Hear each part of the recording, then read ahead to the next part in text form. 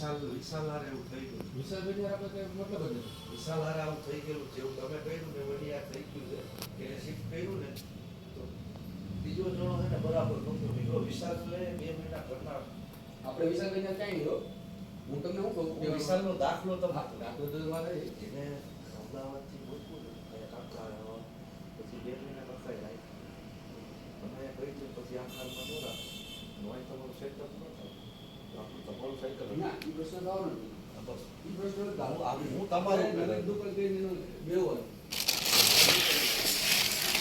તમારું સ્વાદ જો હું ઓલા ભાઈ ને થોડોક તો નથી વિશાલનો હા.